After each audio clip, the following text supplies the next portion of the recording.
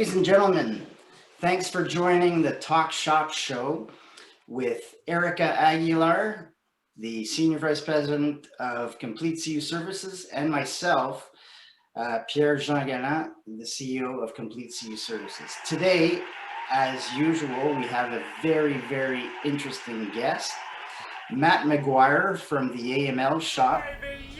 Terrific personality as well as a great professional. In terms of what's out there now, like, I mean, in my day, when I say my day is mostly when I was doing corporate security and fraud analysis in one of the big banks. We had diverse issues. You know, a lot of them were false mortgages, etc. What is you know, the current fad or the flavor of the month or whatever you want to call it in terms of like larger frauds that you're seeing or larger money laundering transactions? What is the root cause of those, and you know, what are the amounts? Oh yeah, well, listen, right now it's like you know, there's a parallel pandemic of CERB fraud. You know, the amount of CERB fraud that we're seeing going through accounts is extraordinary. I mean, blatant and like as though nobody's looking. You know, folks are creating synthetic identities. They're you know, they're falsifying records. They're, you know, they're taking over IDs. Like the amount of identity theft and CERB fraud is extraordinary. The romance scams, you know, I mentioned earlier, are just also, you know, have seen a huge rise. The one that's really impacting credit unions that's bothering me is the increase in use of EFTs to conduct money laundering. So for the sale of illicit goods and services, you know, email money transfers, EFTs are being used, and because lots of that data is centralized, you know, and not all data flows back, it's hard to detect. It's happening in small amounts below the scenes, and you know, credit unions, just like banks, need to be very wise to this human trafficking problem. It's you know, sometimes credit unions are viewed as a weak link in the money laundering chain, and so we've seen those attempts at exploiting the weakness. Like, you know, money launderers are like velociraptors in Jurassic Park, right? They're always looking for that weak spot.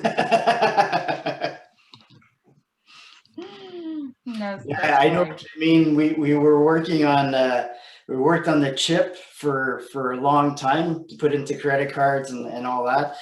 And by the time we launched it, you know, a lot of the underground criminals already had something, right? Yeah. So you're in constant. What was worse at that time too, we called them implants. It's that employees that were hired by criminals that would filter into the organization and then, you know, find out all your controls.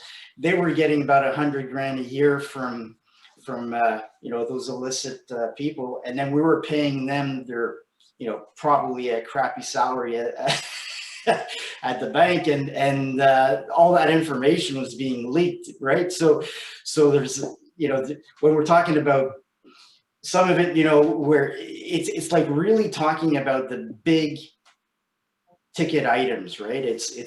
And you know, there's something that comes to mind too. It's one of the questions that I asked that I don't want, you know, when I do some tests, but one of the things that amazes me is I always ask the question: if some member comes to your organization and says, I need a loan for some renovations, but you know, the contractor's not charging me any taxes, and what do, right?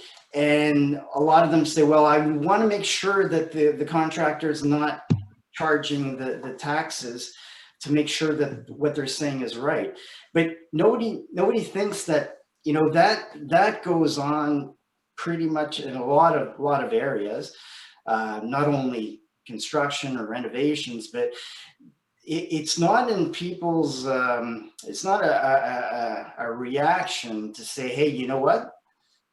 if I'm financing and I'm aware of this information, I should advise my compliance officer. I should advise, unfortunately, it's almost like everybody does it type thing, right? Yeah, I'd love to pick up on 2 points there. First, I agree. The point is, the case law has suggested that reasonable grounds to suspect, expressed as a percentage, is about 11% or more certain about something, right? So if you get to the point where, there's a contractor who's depositing cash, and let's say it's over $30,000, right? The HST registration limit's around $30,000. You're probably far beyond suspicion when you see that. Tax evasion is a predicate offense to money laundering, and that sort of thing does need to be escalated. And I got to tell you, I really sympathize with your point about embedded employees. When I'm asked to look at a forensic accounting case, that's the first thing I look for is who was the individual at the financial institution processing these transactions, and was there a pattern? And in 6 out of 10 of the investigations I look at, there's a single person, a single employee, or single branch manager who's signing those drafts or authorizing those transactions. It's a trend that internal auditors, external reviewers, and supervisors should be on the lookout for, right? Is somebody always going to the same teller, and not just because they're trying to date them?